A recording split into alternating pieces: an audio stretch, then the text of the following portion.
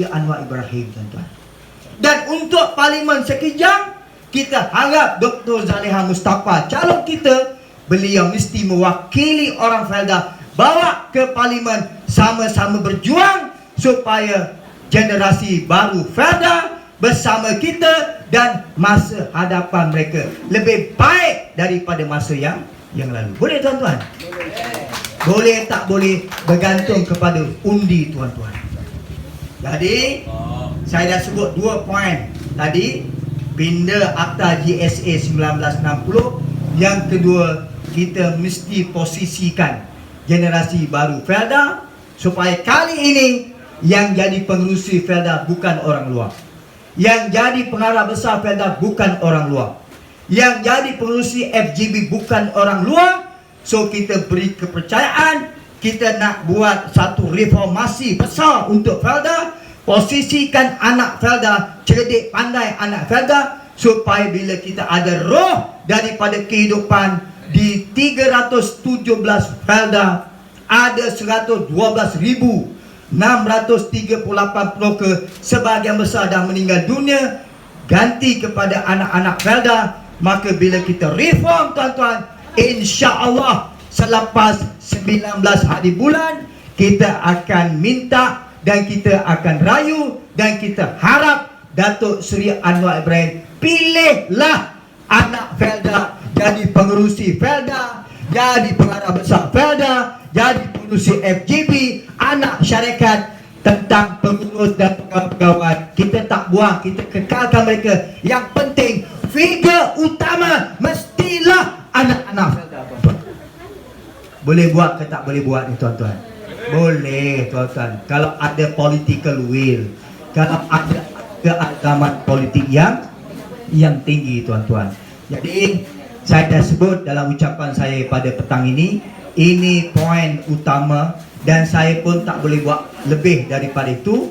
Sama-sama kita tunggu pada 19 hari bulan. Saya nampak moodnya ada. Pagi tadi saya di Kuala Krau.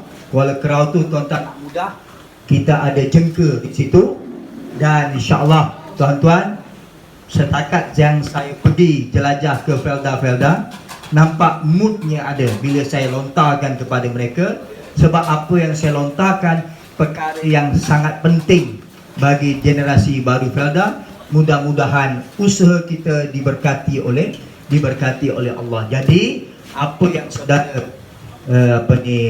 Zul sebut tadi tentang tanah, kalau kita dah buat transformasi dua perkara tadi, yang akan tentukan benda-benda ni semua adalah kita sendiri, tuan-tuan.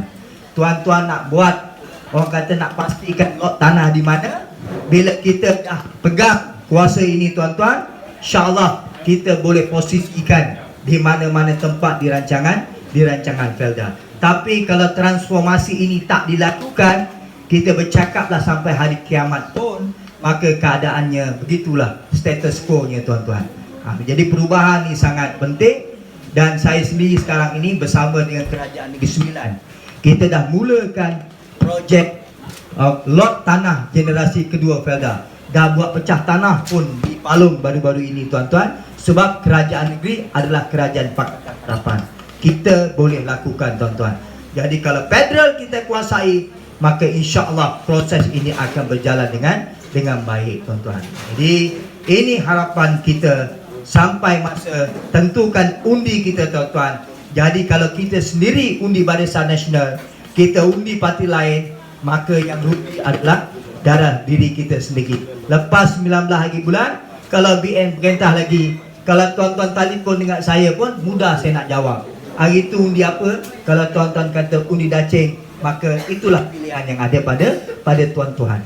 Jadi tapi kalau tuan-tuan kata saya undi Pakatan Harapan, maka insya-Allah apabila majoriti kelompok di Felda undi Pakatan Harapan, kita menang, maka sudah tentu hasil kemenangan ini akan membawa kepada perubahan yang besar dalam konteks kita punya polisi atau kita punya dasar kita mengenai Felda, tuan-tuan. Saya minta maaf, tuan-tuan, atas ucapan saya pada petang ini. Inilah yang dapat saya terangkan. Mudah-mudahan sampai masa mengundi kita munajat kepada Allah SWT kita nak undi, tentu bila kita nampak senarai calon, jangan teragak-agak bila ada di petak undi itu nama Dr. Zaleha daripada Pakatan Harapan, undi beliau.